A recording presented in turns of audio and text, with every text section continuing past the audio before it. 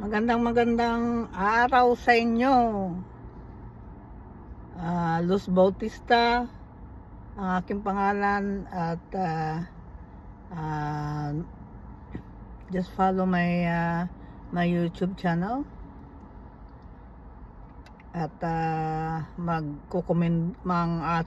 ating pong layunin ay para mapamulat sa ibang nating mga kababayan ang about sa ng politika sa ating bansa. Kahit nandito po ako sa Canada ay siyempre masyado po akong nag-alala sa nangyayari ngayon sa ating bansa, sa mga korupsyon na mga congressman ay talagang todo bigay na pagkukurap sa atin.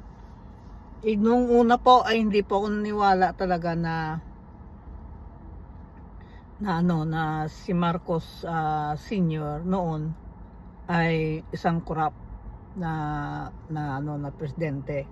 Pero ngayon napagtanto-tanto ko at nabudol din ako dahil nung kasi ngayong taon na to 2025 nung nag-election po ng May ay hindi po nagpadala sa amin ang pa po ako noon, PR, kaya applicable pa po ako na magboto. Nung nakaraang botohan ng kay Duterte ay bumoto po ako.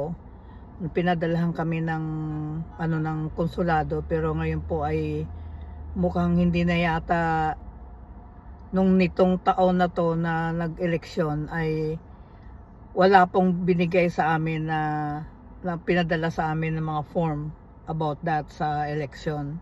Kaya siguro marami rin siguro na dismayan ng mga OFW sa iba't ibang panig ng mundo na ang election po nung nakaraan ay talagang ginawan po nila parang kasi alam nila na ang mga OFW ay talagang boboto at boboto sa mga gusto nilang mga kandidato. Pero siyempre nung 2022 po ay nagbutuhan na nga 2016, 2022 natapos si Duterte, tapos nagbutuhan ay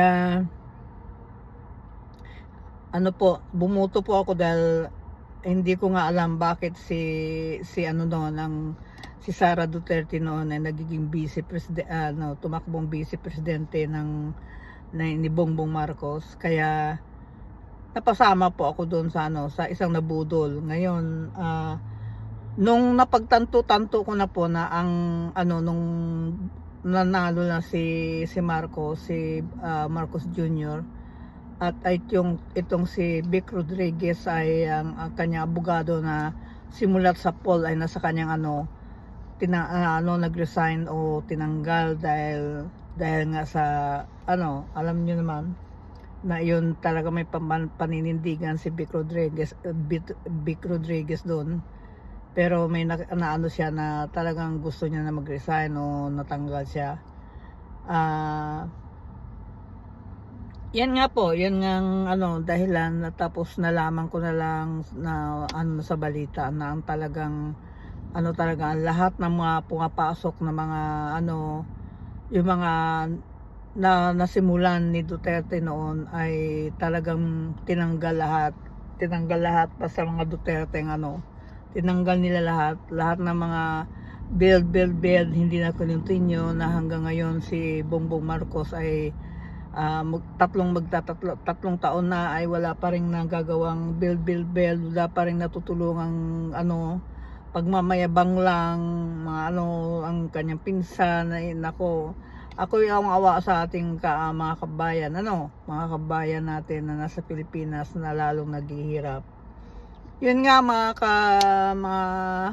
kaibigan, ang aking tungkulin kay binuksan ko tong aking video dahil gusto ko pong mag-comment sa mga nangyayari ngayon sa ating bansa na dito sa aming ay nakakarating na talagang hindi na maganda ang talagang ibang klase na talaga nangyayari.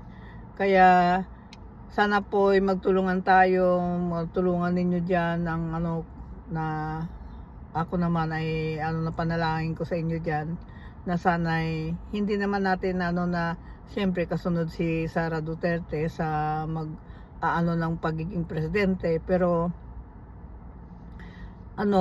hindi po natin sa hindi lang kay Sara Duterte, kundi dahil na rin po sa ating nangyayari ngayon na korupsyon, ay talagang gusto po naming magiging maunlad ang ating mga kababayan nandiyan sa Pilipinas. Kaya sige lang po tayo, at kung sakaling may sa awa ng Panginoon, talagang kung pwede nang alisin, talagang dapat alisin na, okay?